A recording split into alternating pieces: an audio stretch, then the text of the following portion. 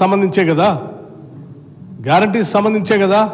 ఆ గ్యారంటీసు మరి మీరు ఓకే అంటారు. ఇప్పుడు మరి నేను ఆర్బీఐ అట్లా ఇచ్చింది, సభలో మీ మీద మూమెంట్ ఏంటి నోటీస్ ఇస్తాం, మేమే చర్యలు తీసుకోవాలంటారు.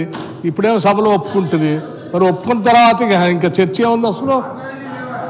అదే కదా మేము చెప్పేది. ఒప్పుకున్నందుకు ధన్యవాదాలు సార్.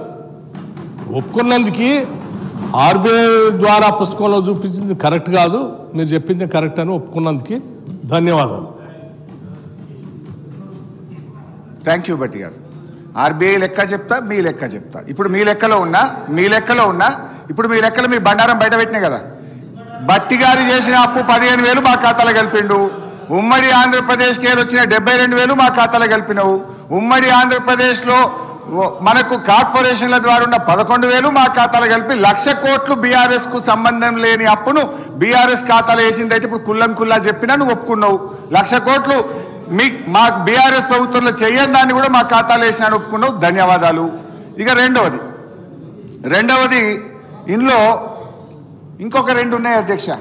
గవర్నమెంట్ గ్యారంటీ ఇవ్వలేదు, గవర్నమెంట్ కట్టవలసిన అవసరము లేదు. అదెంత అంటే 59,000. గవర్నమెంట్ గ్యారంటీ ఇచ్చింది, గవర్నమెంట్ కట్టవలసిన అవసరం లేనిది 95,000 కోట్లు. ఈ 2 కలిపితే ఎంతంటే అధ్యక్ష, గవర్నమెంట్ రాష్ట్ర ప్రభుత్వ ఖజానా నుంచి కట్టవలసినటువంటి అవసరం లేని డబ్బు 1,54,876 కోట్లు. అంటే మొత్తంగా అధ్యక్ష శ్వేతపత్రంలో మీరు చూపించిన 6,71,757 కోట్ల నుంచి మేము తీసుకోని అప్పు 99,385, ప్రభుత్వం కట్టవలసిన అవసరం లేని అప్పు 1,54,876 కోట్లు తీసేస్తే బీఆర్ఎస్ ప్రభుత్వం అచ్చంగా చేసిన అప్పు ఎంత అంటే 4,17,000 కోట్లు మాత్రమే. ఈ 4,17,000 కోట్లలో కూడా కరోనా సమయంలో ఇందాక నేను చెప్పిన ఉదయ్ స్కీము కానీ, రాష్ట్రానికి రావాల్సిన గ్రాంట్స్ కానీ, కరోనా సమయంలో తీసుకున్న 39,000 కూడా ఇలా ఉన్నాయి. 39,000 కరోనా ప్రత్యేక పరిస్థితుల్లో తీసుకున్న అప్పు కూడా కలిపి 10 ఏళ్ల బీఆర్ఎస్ పాలనలో తీసుకున్న అప్పు కేవలం 4,17,000 మాత్రమే. కానీ మీరు మొదటి సంవత్సరమే 1,27,000 చేసిండ్రు. మేము 10 ఏళ్లలో 4,17,000. Correct sir. అధ్యక్ష, హరీష్ రావు గారు చాలా తెలివిగా సభను తప్పుదోవ పట్టించడానికి ప్రయత్నం చేస్తున్నారు. That's not correct. ఇప్పుడు వారు ఏమన్నారు, మేము వచ్చిన 3 నెలల పాలన కూడా తెచ్చిన అప్పుల్ని మీరు కలిపి చెప్తున్నారు అని అన్నారు. లేదు, ఒకసారి శ్వేతపత్రం పుస్తకం ఒకసారి తీసుకోమని చెప్పండి అధ్యక్ష.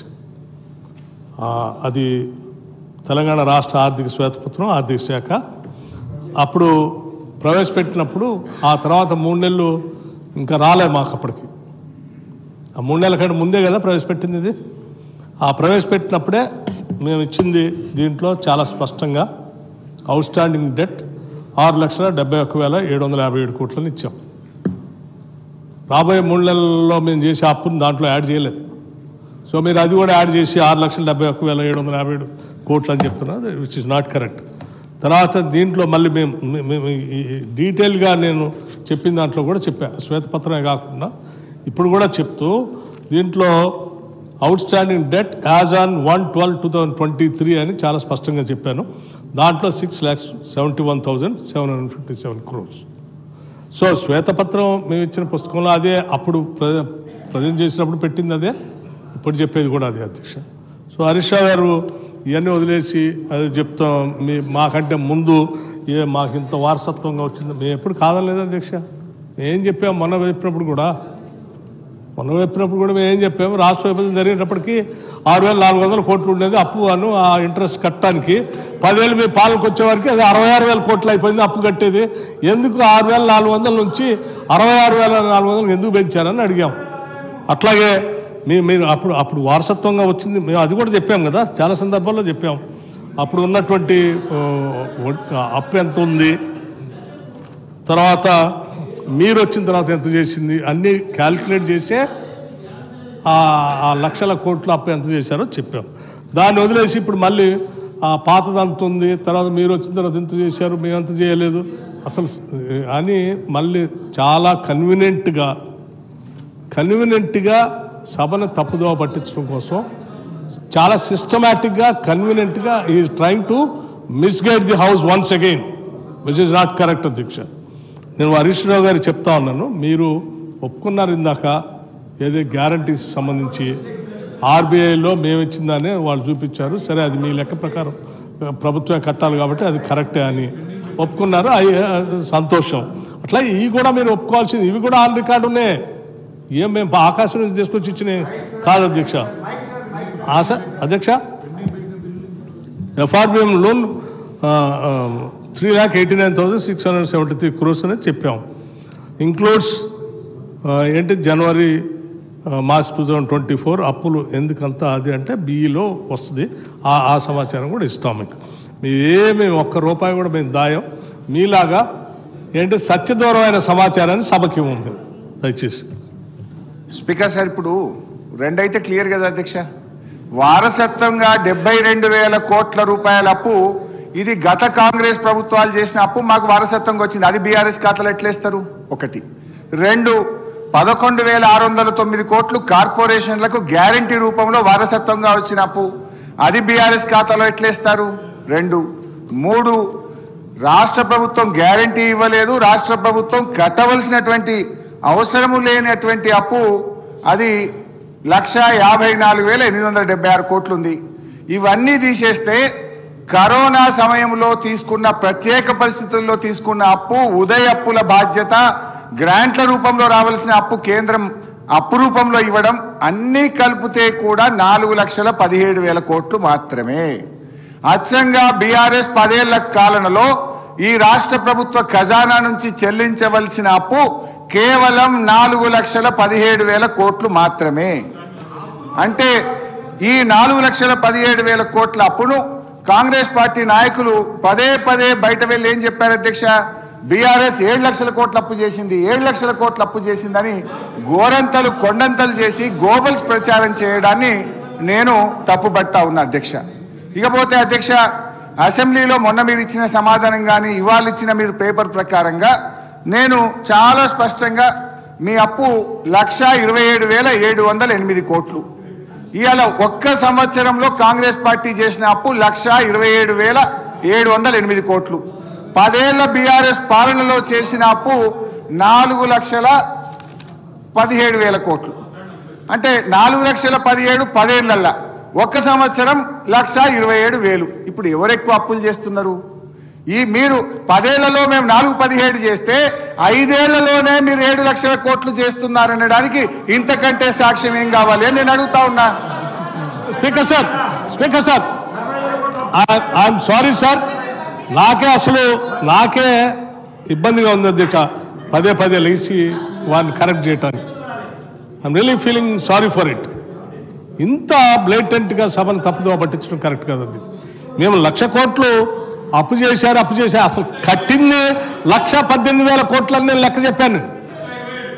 1,18,364 కోట్ల రూపాయలు ఈ సంవత్సర కాలంలో మీరు చేసిన అప్పులకు సంబంధించి మేము బ్యాంకులకి వాళ్ళకి వీళ్ళకి అప్పు అసలు అన్ని కలిపి వడ్డీ కలిపి కట్టిన డబ్బు 1,18,364 కోట్లని అన్నిసార్లు చెప్తే అది వదిలేసి ఇంకా మీరు 1,00,000 కోట్లు అప్పు చేశారు, 1,00,000 కోట్లు అప్పు చేశారు.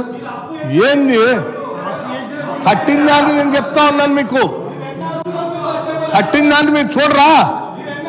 మీలాగా అప్పు చేసి అడ్డగోలు ఖర్చు పెట్టలే. మీరు చేసిన అప్పుల కోసం కొద్దిగా అప్పు చేశాం, దాంతోపాటు రాష్ట్రం నుంచి వచ్చిన ఆదాయం రెండు కలిపి మొత్తం 1,18,000 కోట్లు కట్టాం. మీరేం చేశారు? అందులో మీరు ఏం చేశారు? అప్పులు చేసి చివరికి రాష్ట్రం బతకకుండా చేసే పరిస్థితి తీసుకొస్తే దాని గాడిని పెట్టి బాగు చేసి ముందు పోతున్నాం. మీరు హర్షించాల్సింది పోయి మీ టైంలో నేను అడుగుతున్న 10 ఏళ్ళు మీరు పరిపాలన చేశారు కదా, 10 ఏళ్లలో ఎప్పుడైనా 1,00,000 కోట్ల 18,000 ఎప్పుడైనా కట్టారా మీరు? 1,18,364 కోట్లు దాంట్లో అప్పు కట్టారా మీరు? ఎప్పుడైనా కట్టారండి? ఎప్పుడైనా కట్టారా మీ జీవితంలో? అరే మీరు మొత్తం తెచ్చుకోవటం తింటాం అయిపోయా. ఎట్లా అండి? నేను అడుగుతున్నా 10 ఏళ్లలో ఎప్పుడైనా సరే మీరు గత ప్రభుత్వం వారసత్వంగా మాకేదో కొద్దిగా వచ్చింది 7,000 కోట్లు అంటున్నారు. సరే దాన్నైనా మీరు ఆ రకంగా మీరు చేసిన 7 లక్షల కోట్లలో 7 లక్షల కోట్లు మరి ఆయన కట్టారా అప్పు? 7 లక్షల కోట్లు అప్పు కట్టారా మీరు? ఇక్కడ అండి మేము కట్టాము 1,18,000 కోట్లు 364 1,18,364 కోట్లు అప్పు కడుతూ ఇంకా 40,000 కోట్ల పెండింగ్ బిల్లుకి దాంట్లో ఒక 28,000 కోట్లు అంటే 12,000 కోట్లు తీరుస్తూ ఇంకా అవి కాకుండా మీరు పెండింగ్ పెట్టిపోయినటువంటి ఏంటి డిస్కౌంట్స్కి పెట్టిన 29,649 కోట్లు అట్లాగే పెండింగ్ బిల్స్ మీరు పెట్టిపోయారు. అట్లాగే జెన్కోకి ఇంకో 30,000 కోట్లు పెండింగ్ పెట్టారు. సెకండ్ హ్యాండ్కి దానికి దీనికి కట్టాల్సిన డబ్బులు ఇన్ని కోట్లు అప్పు పెట్టిపోయి నేను ఏమి చేయలేదు అని లెక్కలు చెప్తుంటే నిజంగా కడుపు తరకపోతుంది అధ్యక్ష. ఎన్నిసార్లు ఇట్లా సభను తప్పుదోవ పట్టిస్తారు? 1 లక్ష నేను పదే చెప్పాను కదా అధ్యక్ష. నేను దేనికి కట్టానని కూడా చెప్పాను. నేను మళ్ళీ చెప్తాను మళ్ళీ కావాలంటే. ఇది రికార్డులోకి రిజిస్టర్లోకి ప్రాపర్గా, ఎందుకంటే వాళ్ళు చెప్పి తప్పుడు సమాచారం ప్రజలకు ఇస్తా ఉన్నారు. 1,00,000 కోట్లు అప్పు చేశారని. అధ్యక్ష నేను చెప్తా ఉన్నాను అధ్యక్ష, మేము ప్రతి సందర్భంలో ఎఫ్ఆర్బిఎంలో దానికోసం కట్టిన 43,317 కోట్లు, గవర్నమెంట్ గ్యారంటీస్ కింద ఈ రాష్ట్ర ప్రభుత్వం ద్వారా బ్యాంకులు వాటికి కట్టింది 20,479 కోట్లు, టోటల్గా 63,795 కోట్లు. అట్లాగే గవర్నమెంట్ గ్యారంటీస్ లోన్స్ పేరు మీద ఈ ప్రభుత్వం కట్టింది 41,118 కోట్లు. Non guarantee loans which are paid by corporation 13,450 కోట్లు. మొత్తంగా 1,18,300